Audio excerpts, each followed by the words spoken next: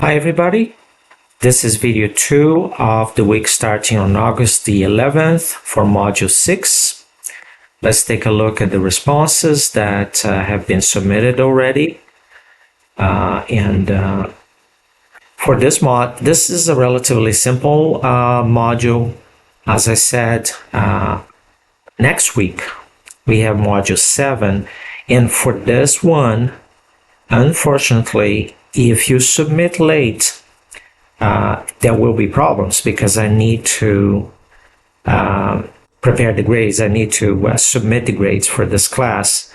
And so right after the 1 p.m. deadline, I'll be working on the grades. So late submissions will be no submissions. So that's a particular issue for Module 7.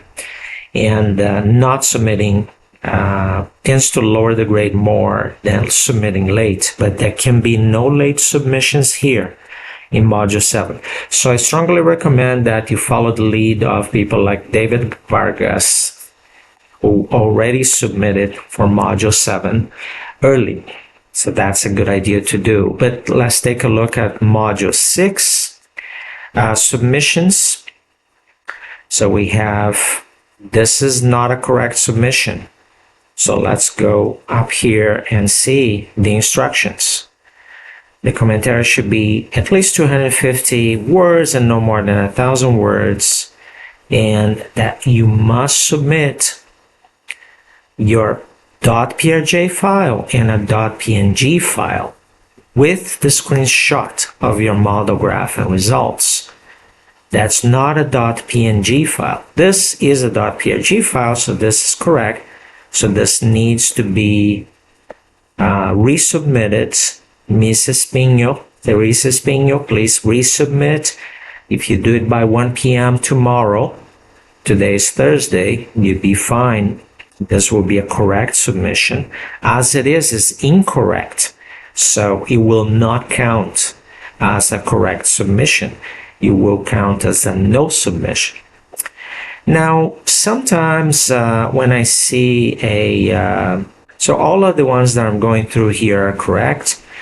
This one, except for Ms. Espino's, needs to be resubmitted. Now, this one, it looks a little small for 250. So what I did was I copied this and then pasted it into Word.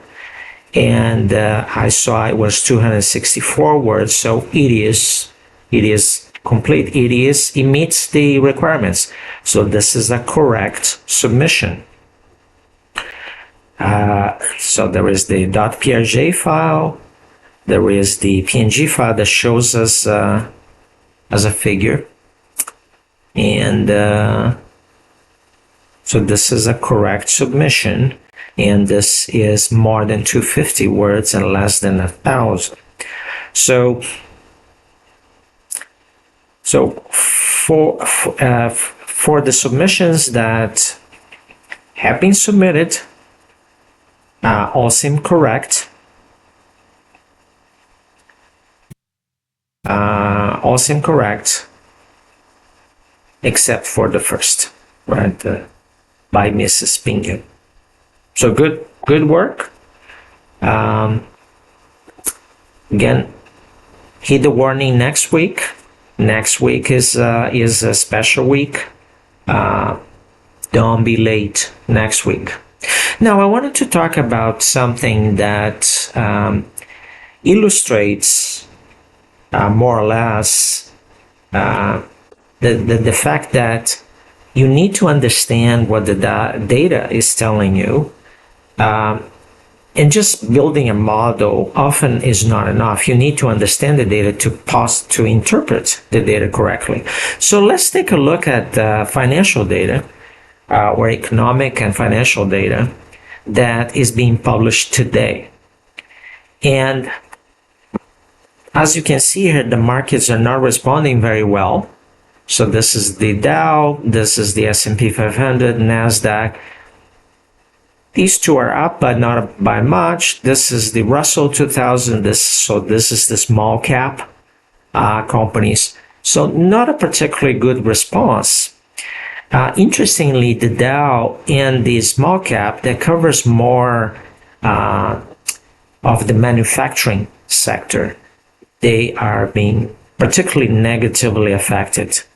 The small cap companies, small businesses, small in terms, right? Because this covers companies that have market capitalizations still in the billions, and they're going to be listed small cap, in part because the big cap ones, the large cap ones that influence strongly these two, are in the trillions of market capitalization, like Apple, for example, Microsoft, and Google. But let's take a look at the economic data. So why does the market not like what is being seen here? So let's say you built a model and you found through that model-driven data analytics that a sign of stagflation would be a high inflation and companies not hiring, right? So and maybe not firing either. And here's what we have. We have this PPI, that producer price index. Core PPI is the producer price index without energy and food, which tend to be more volatile. But this PPI tends to be an index that predicts future inflation. And as you can see, it came as 0.9% month over month. MOM is month over month. Since we have 12 months in the year, this would lead to an annualized growth rate of more than 10% in PPI, which would suggest high inflation, right? We don't know if these are the producer prices. So we don't know if companies are going to pass on these prices that are increasing for them to consumers to the full extent, the full 0.9%. Maybe not. But this does not bode well for inflation or profits, right? If companies don't pass on high costs to their consumers, they're going to take a hit in their profits. So that is not a good thing. Now look at what's happening with the initial jobless claims. So this number, around 200,000 and something, is a typical number for the United States, and it suggests that we're not seeing massive unemployment. For example, massive unemployment, if we look at, I don't know if the software will let me see the max, no. But see this period here, there was much higher unemployment, and this was right after the COVID recession. Now we got to that stable number, which is around 2,100 and some change. So this suggests that companies are not firing right away. But look at this number, continuing jobless claims. This is going up, which means that those people who are unemployed, they are not getting employed, so they cannot find jobs. So the picture here is one where we have potentially high inflation coming or lower profitability. Not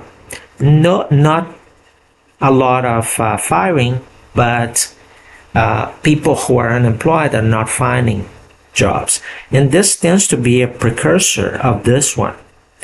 So the picture here doesn't look so good, and this is why the markets are not responding so well. And this is true particularly in manufacturing companies, because the PPI, it tends to be more strongly influenced by manufacturing businesses that rely on manufacturing. And keep in mind that in the United States, if you design a product, a good, a new gadget, for example, and you outsource the production of the components of that gadget to another country, and then they come and you assemble it here, you are still a manufacturing company, but you are affected by potentially tariffs, right? That's probably the reason for this 0.9%. We don't know if that's the case because many companies already predicting that tariffs would go up. They already imported and kept in warehousing many products that they will need for manufacturing. So this may be related to tariffs, or it may be something else. The most common explanation you see today by economists is that this is a reflection of the tariffs. We don't know, but the whole picture here is one where companies are not hiring and may start firing soon, and inflation is high. This mix is what's often called stagflation. So if you just had a model and you just show the model to somebody, including these variables, it would not be as good as explaining like I'm doing what's happening. And that's the challenge of data analytics, which is why good data analysts, they specialize in certain industries. So for example, if you want to specialize in data analytics for a market that is out there, and let's say you were a teacher in a school district, so you know that particular industry, right, very well. Let's call it an industry or a sector of the economy. If you specialize in that, then you can provide a lot more value with your data analysis using RPLS and model-driven data analytics than if you do analysis for multiple industries at the same time, because the lack of specialization will make it difficult for you to provide value and show a deep understanding of the data that you are analyzing. So that's what I had for today. I will be back with another video next week.